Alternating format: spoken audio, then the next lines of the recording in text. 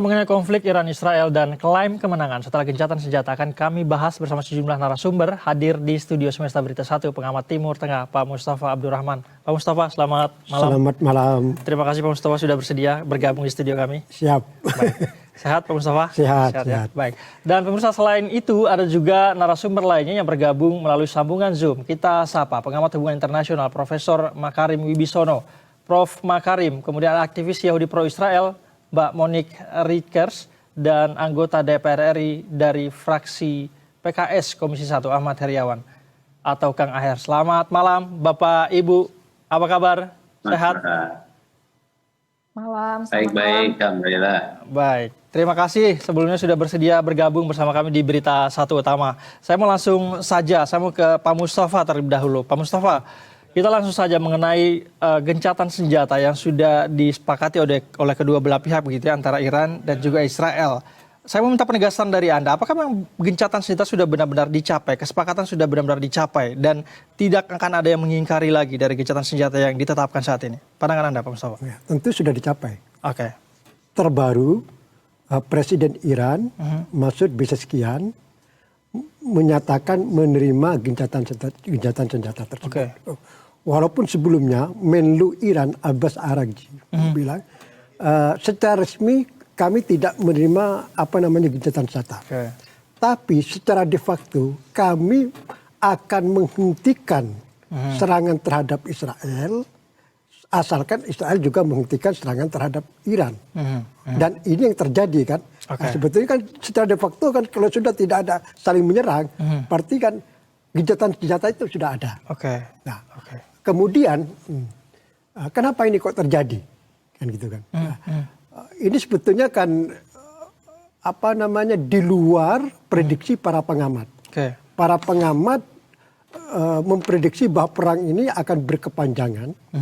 Minimal Iran tidak mau gencatan senjata. Membutuhkan waktu beberapa hari, beberapa minggu, ya, sampai dia merasa keseimbangan kekuatan melawan Israel itu tercipta lagi. Baru mungkin dia mau. Asumsi ini, ya, atau persepsi ini cukup kuat, ya, khususnya setelah Amerika membombardir 3 instalasi nuklir Iran, yaitu instalasi nuklir Fordo, Natan, dan Isfahan. Gitu kan. Dan dengan keterlibatan Amerika ini berarti kan terjadi ketimpangan perimbangan kekuatan antara Iran dan Israel yang sebelum Amerika terlibat, keseimbangan ini cukup tercipta. Artinya kalau Israel menyerang Iran, Iran sebaliknya juga mampu menyerang Israel. Kalau Israel selama ini diasumsikan menguasai langit Iran dengan armada pesawat tempur yang canggih itu, sebaliknya Iran juga menguasai langit Israel dengan armada rudal balistik hipersoniknya itu. Jadi sampai hari Amerika itu terlibat langsung dalam peperangan tersebut, sebetulnya jalannya pertempuran ini adalah imbang. Atau kalau ibarat sepak bola ini hasilnya masih draw. Kan apple gitu. to apple lah ya. Apple to apple lah. Ini kalau satu persatu. Ini kan sebetulnya kalau berkepanjangan bisa kalah Israel. Nah, ada beberapa faktor tuh kan. Tiba-tiba Trump mengumumkan harus gencatan senjata ini, kemudian diterima kan.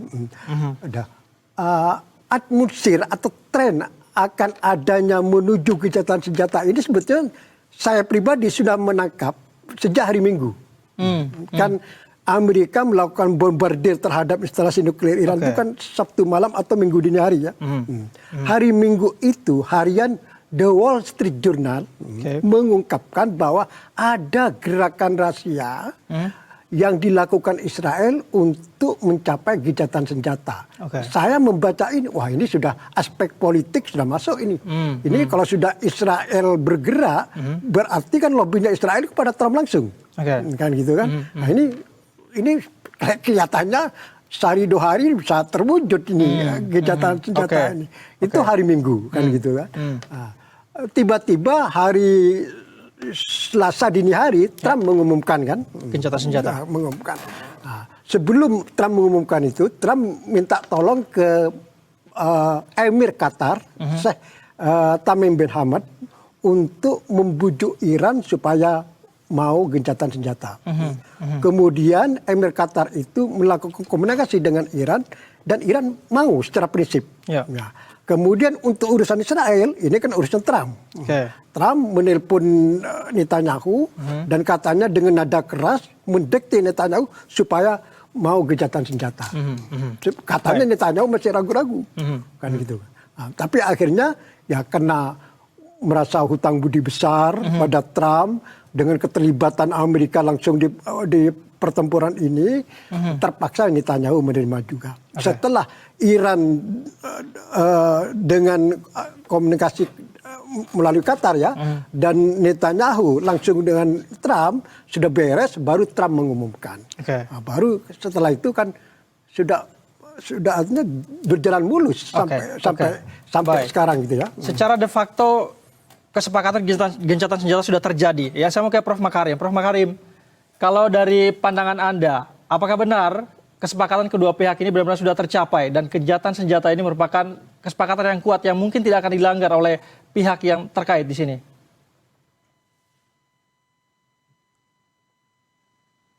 Prof. Makarim. Siapa? Ya, Prof. Makarim, apakah Anda melihat bahwa kita lihat sendiri, Pak? Ya, silakan. Bahwa gencatan senjata ini telah diterima oleh semua pihak. Nah, ini menunjukkan bahwa ini merupakan tempat di mana sesuatu yang dihitung atau di-assess bahwa ini merupakan hal yang terbaik di antara alternatif tadi daripada untuk melanjutkan lebih lanjut. Kita mengetahui sendiri bahwa korban sudah terjadi, dampak daripada serangan sudah terjadi. Baik dampak itu ada di Israel, baik dampak itu ada di Iran, ada dampak itu juga di Amerika Serikat. Kita lihat bagaimana pasar bursa di Amerika Serikat bergerak besar ya, akibat dari serangan-serangan yang dilakukan oleh Donald Trump. Ya, nah semua butuh suatu suasana baru, di mana agar supaya terjadi apa yang disebut opportunity untuk melakukan pembicaraan secara diplomatik.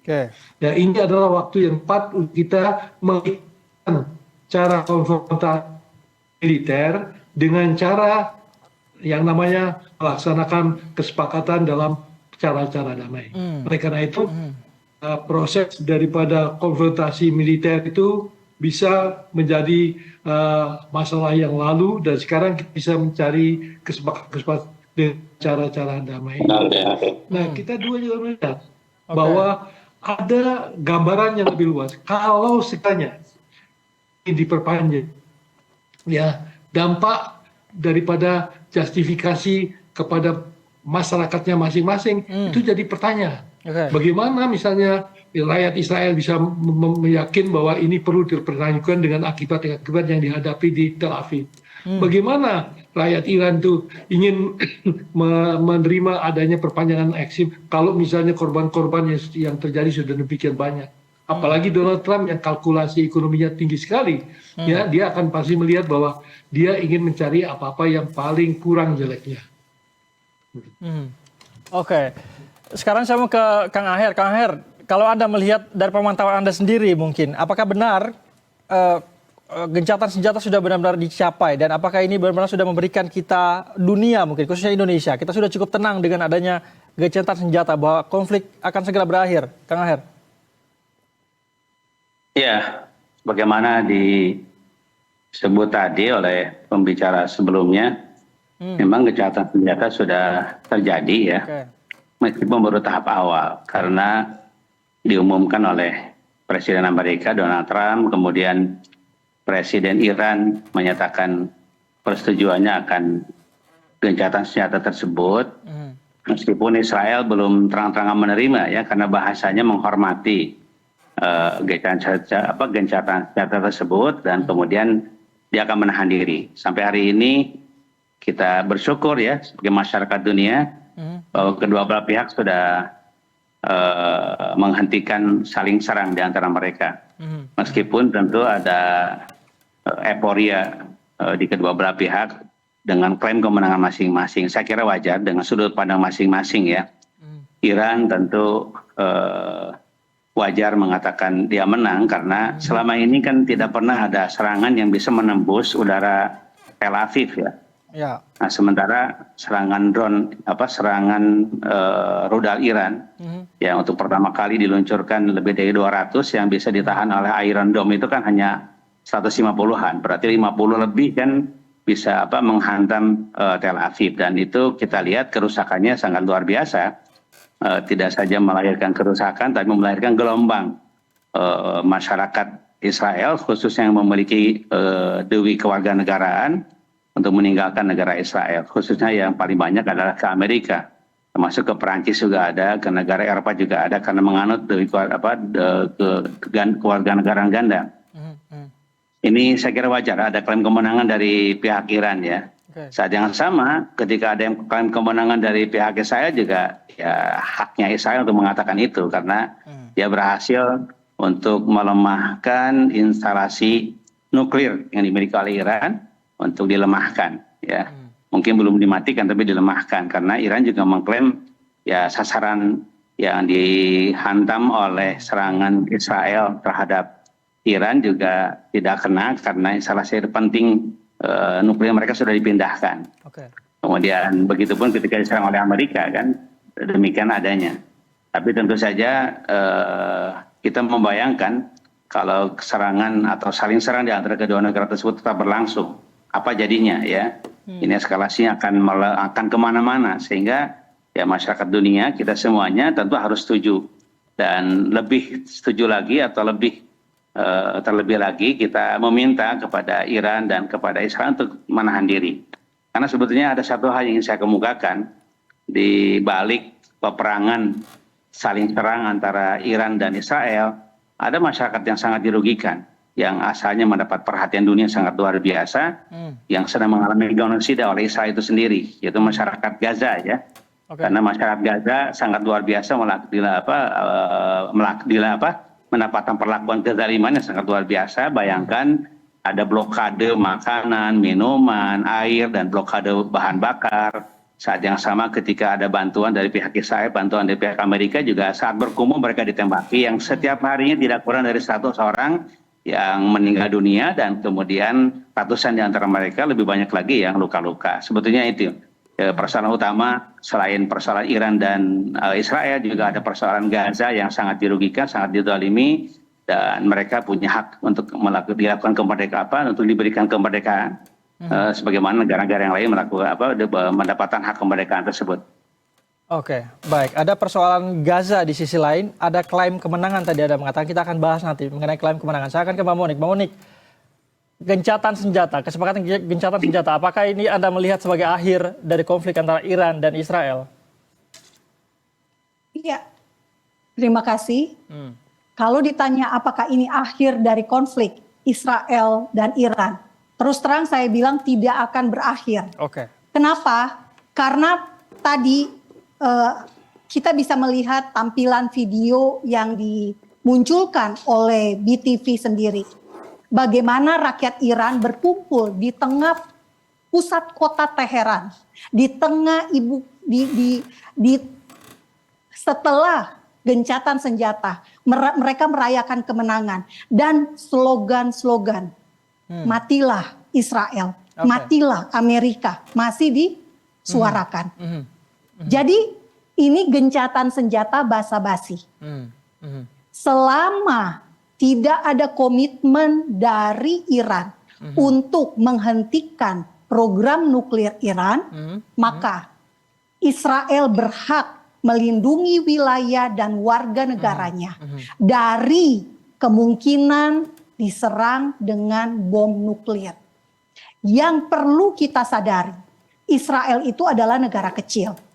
Luasnya itu hanya 22.000 kilometer, berbeda dengan kilometer persegi, berbeda dengan Iran yang luasnya 1,9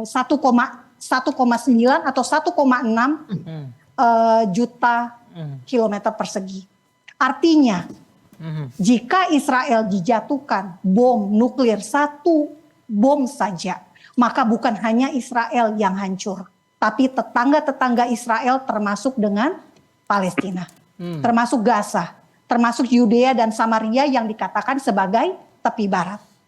Nah, kalau tema hari ini adalah merayakan kemenangan Israel dan Iran.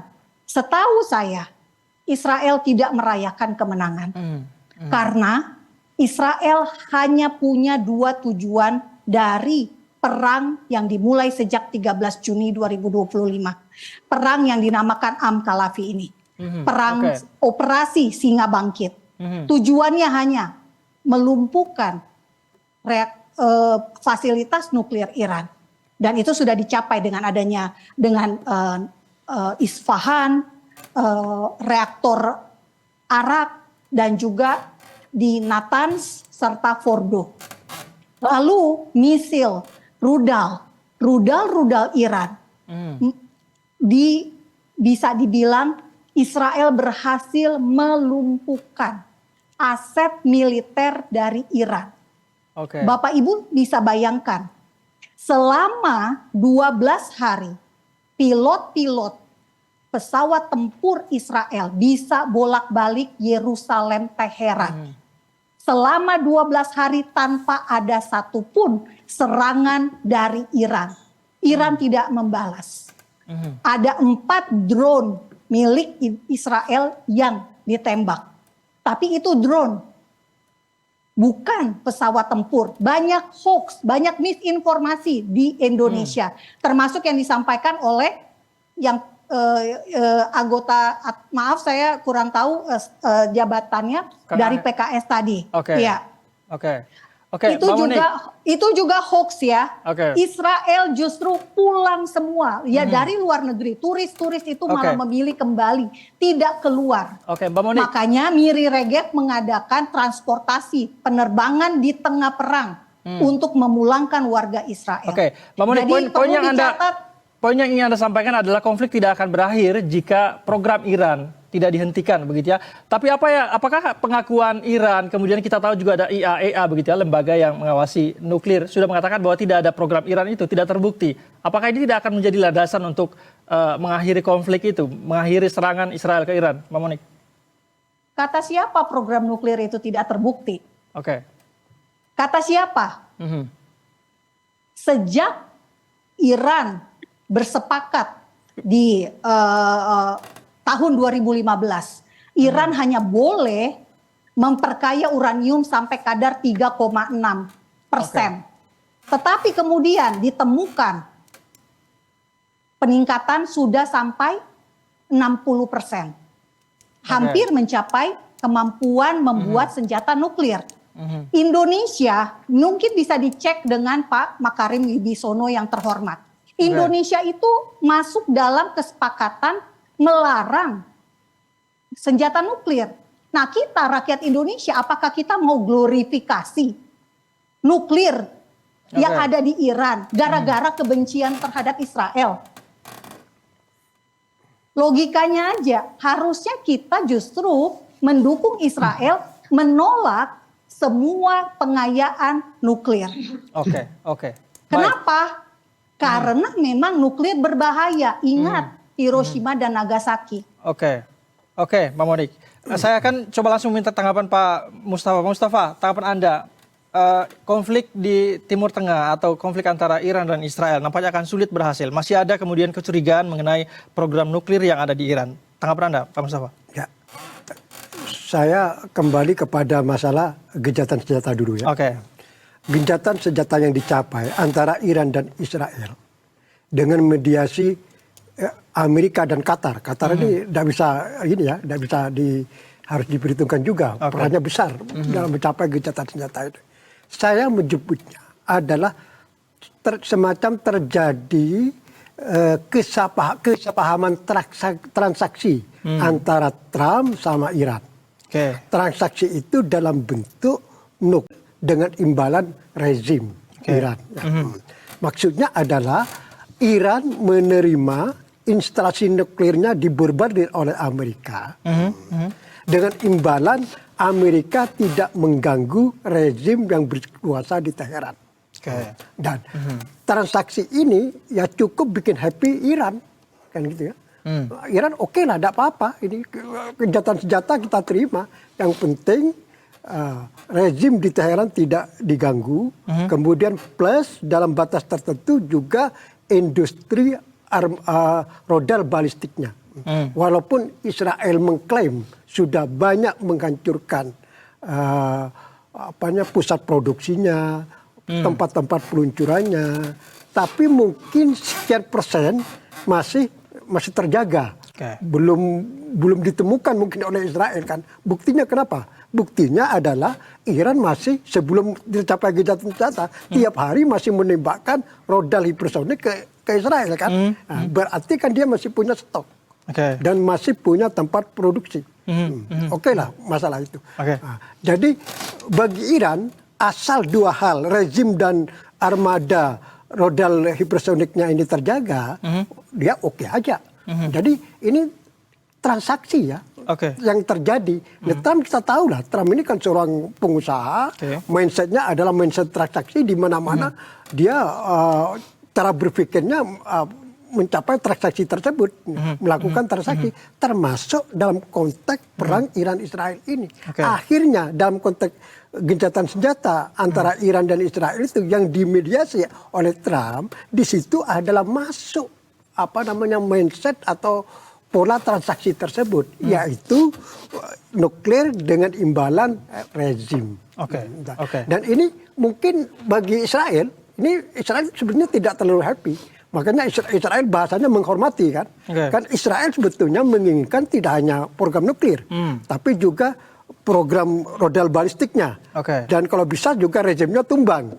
Jadi keinginan Israel itu adalah skenario Irak pada tahun 2003. Ini juga diterapkan atau terwujud di Iran pada tahun 2025. Apa yang terjadi di Irak tahun 2003? Invasi Amerika ke Baghdad, ke Irak, dan akhirnya menembakkan rezim Saddam Hussein. Ya ini yang diinginkan oleh Israel. Jadi ketika Amerika masuk ikut membombardir instalasi nuklir Iran, sebetulnya keinginan Israel itu tidak sampai di situ. Lanjut ini. Sehingga skenario Irak itu terjadi juga di Iran. Tapi kan di sini tampaknya ada perbedaan visi antara Israel sama Amerika. Israel menginginkan mungkin ini satu paket semuanya ini, dari A sampai Z, dari nuklir sampai rezim kan. Tapi Amerika untuk saat ini tidak. Amerika cukup program nuklirnya saja yang dihancurkan. Urusan rodal balistik sama rezim ya itu berarti lain soal. Bisa isu lain ya. Di situ saya lihat ada perbedaan antara Amerika sama Israel. Makanya ketika Trump menginginkan gencatan senjata, sebenarnya cukup bersetegang dengan Netanyahu. Karena Netanyahu sebenarnya belum sekarang tidak menginginkan gitu loh. Kalau bisa ya skenario Irak terjadi di Iran. Tapi karena Trump ini ngotot, akhirnya ya.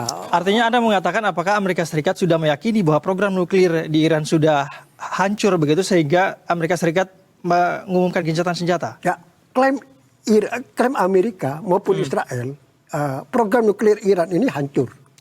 Ya, instalasinya hancur kayak Fordo, Natan sama Isfahan. Tapi kan diberitakan dan berita ini cukup kuat bahwa Iran sebelum Amerika melakukan pengeboman tersebut sudah memindah bahan uranium yang diperkaya tersebut. Ini kan bahan inti di industri nuklir kan, ini sudah dipindah ke tempat yang dirahasiakan sampai sekarang. Kalau memang berita ini benar, berarti yang dibombardir oleh Amerika itu instalasi nuklirnya yang sudah kosong dari uranium itu. Bukti bahwa kemungkinan besar apa yang diberitakan tersebut bahwa Iran sudah memindah ketika Amerika itu membombardir instalasi nuklir Fordo, Isfahan, sama Natan, tidak ada bocoran atau polusi radiasi. Seharusnya kalau ada bahan nuklir di situ kan pasti harus ada. Tapi ini kan aman nih, tidak ada apa-apa ini kan. Nah, ini mungkin saya tidak ahli dalam itu, tapi mungkin ini menunjukkan bahwa di situ sudah kosong. Yang hancur ada instalasi nuklirnya. Tapi program nuklirnya masih dipegang oleh Iran sampai sekarang. Nah, itu yang mungkin semakin memperkuat asumsi bahwa Iran ini happy dengan gencatan senjata sekarang. Pertama, program nuklirnya dia sudah masih aman. Rudal balistiknya program itu masih aman juga. Rezimnya apalagi kan masih aman kan gitu. Nah, sedangkan Israel mungkin secara strategis kalau memang ini benar, apa yang dicapai Israel? Kecuali kehancuran instalasi nuklirnya itu. Ya. Mungkin itu tidak bisa dibantah karena itu sudah bisa direkam di satelit kan. Tapi program nuklirnya kan sudah diamankan. Kemudian armada rudal balistiknya. Walaupun Israel sudah banyak menghancurkan, tapi sekian persen masih oke. Terbuktinya Israel masih bisa menembak. Kalau sudah habis semua kan tidak mungkin ada rudal menghantam Tel Aviv lagi kan. Dan apalagi di jam-jam terakhir sebelum gencatan senjata terwujud dilaksanakan, Israel itu melakukan tembakan rudal balistik ke arah kota Beersheba dan ini berdampak kehancuran kota tersebut. Bukan kota ya, artinya banyak titik-titik di kota Beersheba itu yang sudah hancur begitu ya. Ini pukulan terakhir Iran sebelum gencatan senjata ini terlaksana. Jadi ini jadi pertanyaan kan, jadi pertanyaan ini apa yang dicapai Israel sekarang? Kalau memang program nuklirnya sudah diamankan. Rudal balistiknya masih ada, rezim masih bercokol. Dan selama rezim bercokol, Israel itu tidak akan merasa aman. Walaupun perang ini berakhir, tapi kecemasan Israel, ketakutan Israel terhadap Iran itu tetap ada karena rezimnya masih bercokol. Kan gitu. Dan bisa jadi nanti instalasi nuklir yang sudah hancur itu kan dibangun lagi. Walaupun kata Amerika butuh sekian tahun. Tapi ada juga berita yang mengklaim bahwa hanya butuh beberapa bulan saja ini kan. Nah, ini. Jadi kalau mengevaluasi secara makro ya, bahwa nanti bisa dibantah oleh yang tadi yang Bu Munik ya. Jadi secara strategi Iran ini memenangkan perang menurut saya. Untuk saat ini. Belum tentu nanti jangka menengah atau jangka panjang mungkin Israel melakukan manuver ya. Apa yang tidak dicapai dalam perang ini dia akan bermanuver lagi nanti. Tapi saya berbicara saat ini sampai gencatan senjata. Iran secara strategis sudah memenangkan perang. Pertama rezim masih bertahan, masih terselamat ya. Kemudian rudal balistik sekian persen mungkin tetap terjaga, buktinya masih ada. Nah, kalau program nuklir itu benar beritanya sudah diamankan, ya udah, apalagi yang dicapai Israel. Sedangkan Iran ketiga-tiganya masih memegang, masih bisa diselamatkan. Ya, sementara itu yang saya tahu. Secara strategi Iran memenangkan perang ya, Pak Mustafa ya. Sampai saat ini. Sampai saat ini. Kita tidak bicara nanti jangka menengah atau jangka panjang beda lagi. Sampai saat ini. Gitu ya. Prof Makarim, saya mau langsung meminta komentar Anda. Jadi benarkah konflik di antara Iran dan Israel belum akan berakhir kaitannya dengan kecurigaan program nuklir tadi? Seperti apa tanggapan Anda, Prof Makarim?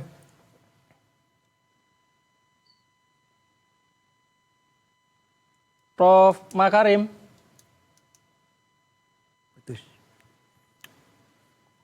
Baik, nampaknya kita mengalami gangguan dengan Profesor Makarim. Saya mau ke Kang Aher. Kang Aher, seperti apa tanggapan Anda berkaitan dengan konflik antara Iran dan Israel? Masih ada variabel-variabel yang memungkinkan konflik akan berlanjut, menurut Anda?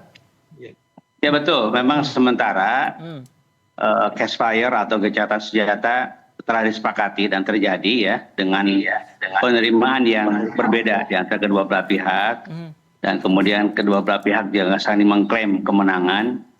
Kalau tadi disebut oleh Bu Monik, kemenangan atau klaim kemenangan Iran itu ditandai dengan adanya demo dari masyarakat Teheran dan lain-lain. Bahkan ya tentu di pihak Israel, ya klaim kemenangan tidak sekedar oleh rakyatnya, tapi oleh Benjamin Netanyahu sebagai Perdana Menteri langsung mengumumkan kemenangan tersebut. Tapi yang jelas, saya tentu ikut sepakat dengan analisa Pak Mustafa Abdurrahman bahwa secara strategi Iran menang ya, mungkin dari sisi banyaknya korban, banyaknya kerusakan, Iran lebih besar daripada kerusakan yang ada pada Israel. Tapi secara psikologis ini luar biasa karena Tel Aviv itu belum pernah tersentuh oleh serangan dari manapun, ya. Serangan dari manapun, dari Hizbullah, dari Libanon dan lain sebagainya itu belum pernah ada yang sampai ke Tel Aviv. Ini kan satu kejadian yang sangat luar biasa. Yang secara psikologis ini tentu sangat berpengaruh ya bahwa ternyata Iran ya tidak disangka-sangka memiliki sebuah rudal yang diluncurkan melewati beberapa negara, melewati Yordania dan langsung menembus jantung kota di Tel Aviv, bahkan dikabarkan ada sejumlah instansi militer yang terkena, bandara pun juga terkena. Ini sebetulnya yang dimaksud mungkin masuk kategori kemenangan strategis ya, seperti itu. Tentu banyak pihak menyebutkan bahwa ada sebagian data yang disembunyikan dan lain-lain. Saya kira itu hak masing-masing ya untuk menyembunyikan data tidak kebuka, termasuk hoax dan lain-lain. Saya kira dunia medsos seperti sekarang ini memang seringkali campuran, mana hoax mana benar. Ya kita juga harus menganalisa lebih lanjut lewat ahlinya mana gambar-gambar yang hoax, mana gambar-gambar yang benar. Itu yang terjadi dan kemudian sekali lagi kalau gencatan senjatanya saya kira ini memang ya tidak bisa ada yang menjamin bahwa ini gencatan senjata yang akan permanen. Ya sepanjang kedua belah pihak masih ada permusuhan, masih ada kecurigaan akan tetap ada kemungkinan saling serang kembali akan terjadi di masa-masa ke depan. Itu yang saya ingin tanggapi dan kemudian sekali lagi saya ingin menanggapi bahwa ya jangan lupa bahwa ada peristiwa yang paling terzalimi yaitu genosida di masyarakat Gaza ya. Mengapa? Karena pada saat perhatian dunia ya memperhatikan tertuju fokus ke urusan perang Israel dan Iran dan Israel. Ternyata genosida terus berlangsung dan boleh jadi perhatian dunia berkurang akibat perhatiannya terfokus pada Iran dan Israel. Padahal tema kita adalah tema bagaimana masyarakat dunia bahu-membahu untuk memberikan kemerdekaan bagi bangsa Palestina, sebagaimana bangsa-bangsa di dunia itu sudah merasakan kemerdekaan. Sebab ini kan bagi Indonesia sudah amanat konstitusi, amanat kemanusiaan. Jadi bukan lagi urusan akidah sesama muslim, bukan lagi urusan agama sesama kaum muslimin, tapi ini sudah urusan kemanusiaan. Oleh karena itulah kita bisa melihat kan urusan kemanusiaan yang universal, maka dukungan masyarakat dunia sangat luar biasa. Eropa, Amerika mendukung secara masyarakat ya, meskipun pemerintahannya masih belum mendukung. Saya kira itu yang bisa saya tegaskan terhadap apa yang diungkapkan oleh Pak Mustafa Abdurrahman. Terima kasih. Saya mau ke Prof. Makarim. Prof. Makarim, apakah sudah bisa mendengarkan suara kami dari studio? Ya maaf tadi ya ada masalah komputer. Saya sangat menghargai apa yang disampaikan oleh Pak Mustafa. Saya sangat menghargai apa yang disampaikan oleh Pak Mustafa ya karena masalah ini merupakan masalah yang sangat lama ya. Ini alasan untuk menuduh negara mengembangkan nuklir itu kan sudah kita lihat dengan seksama pada waktu kasus dengan Irak ya. Saddam Hussein dikatakan sebagai negara yang mengembangkan kemampuan nuklir, senjata nuklirnya, tetapi pada waktu sudah ditaklukkan tidak ada bukti sama sekali yang ada menunjukkan bahwa Irak itu mengembangkan senjata nuklirnya. Kembali lagi kepada Iran ini ya, saya mendengar dengan seksama apa yang dikatakan oleh Bu Bunik ya dengan lain. Indonesia kan sebagai negara yang anggota daripada NPT Non-Proliferation Treaty yang atau tidak ingin ada pengembangan senjata nuklir. Iran juga menjadi anggota Non-Proliferation Treaty. Ya, Iran sudah mengatakan bahwa dia itu sebenarnya ingin menati masalah mengenai pengurangan reduksi daripada enrichment dari nuklir itu asal sanksi-sanksi yang diberikan oleh negara-negara barat terutama sanksi ekonomi, sanksi penjualan minyak segala macam itu bisa dihilangkan. Jadi dari kata-kata tadi dia kemudian bersedia untuk di pihak di dalam JCPOA atau Joint Comprehensive Plan of Action untuk mengurangi produksi daripada Iran asal ada imbangan untuk menghilangkan sanksi-sanksi yang didapatkan dia. Nah oleh karena itu saya juga sangat tertarik atau menggarisbawahi apa yang disampaikan oleh Pak Aher ya, bahwa ini sebenarnya banyak memperkirakan kenapa kok Israel atau Netanyahu itu berusaha untuk mencoba membesar-besarkan masalah mengenai kasus senjata Iran ini, karena mereka sekarang lagi di dalam posisi untuk mempertanggungjawabkan langkah-langkahnya yang dilakukan di Gaza.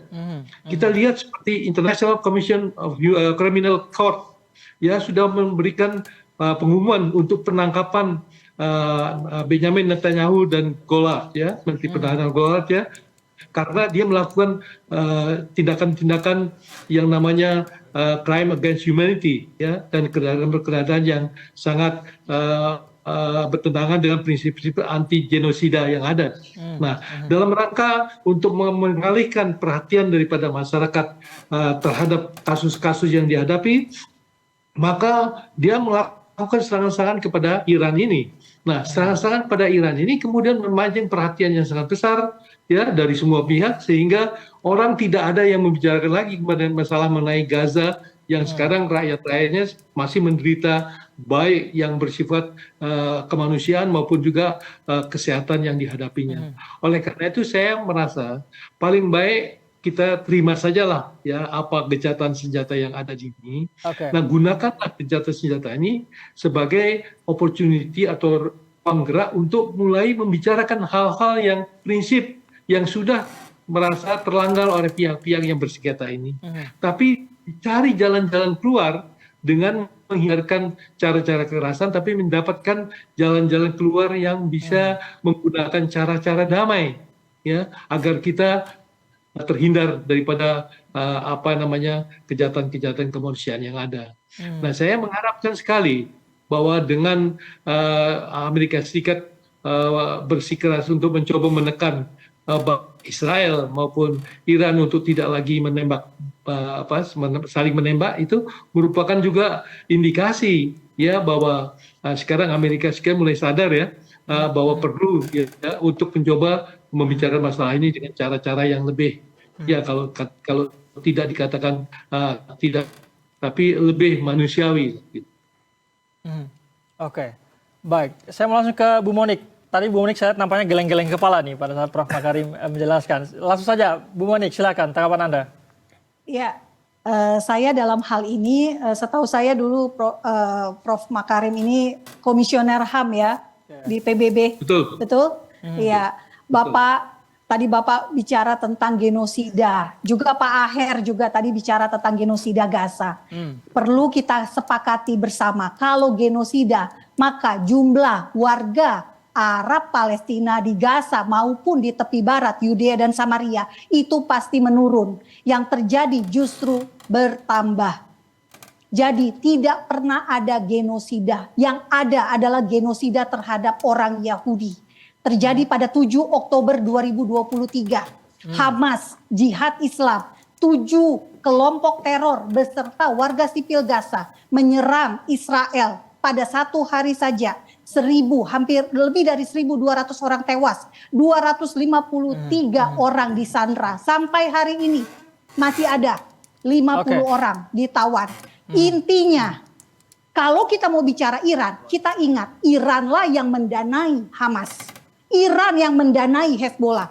Iran yang memberikan uang, memberikan senjata, pelatihan, semuanya dilakukan oleh Iran. Iran adalah kepala ular, gurita yang dibangun Iran dengan proksi-proksinya di Timur Tengah. Itu adalah fakta. Posisi kita di Indonesia harusnya kan netral. Tetapi kenapa setiap kali bicara tentang Israel, maka kita jadi ambigu, bingung. Jelas bahwa kita adalah harusnya mendukung perdamaian. Kita mengenal solusi 2 negara, bukan hanya 1 negara Palestina. Dan sudah jelas pernyataan Presiden Prabowo mengakui negara Israel. Bahkan setuju untuk mengirim pasukan perdamaian. Karena apa? Presiden Prabowo tahu bahwa di sekitar Israel itu adalah orang-orang yang ingin membunuh orang Yahudi, melenyapkan, memusnahkan bangsa Israel. From the river to the sea. Itu slogan-slogan yang dari mana? Bagaimana caranya kita mau bisa gencatan senjata, mau damai, kalau ada slogan-slogan death to Amerika, death to Israel. Oke, jadi intinya adalah gencatan senjata ini tidak akan menjadi akhir dari konflik ini ya, Bu Monik ya? Gencatan senjata hanya bisa terjadi jika Iran setuju berkomitmen di hadapan lembaga tertentu. Oke. Dua-duanya datang duduk satu meja. Bukan model kayak begini, nge-tweet.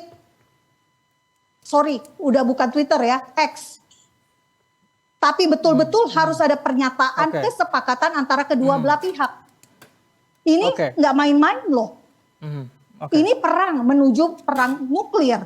Israel harus mencegah kekuatan manapun untuk membuat senjata nuklir. Baik, Bu Monik. Intinya ada saling klaim ini terjadi di dua belah pihak begitu ya. Iran juga mengklaim bahwa tidak akan melakukan penyerangan jika Israel menghentikan serangannya begitu. Saya akan meminta tanggapan Anda Pak Mustafa, namun usai jeda Anda akan menjawabnya. Pemirsa, Berita Satu Utama masih akan kembali usai jeda, tetaplah bersama kami di Berita Satu Utama.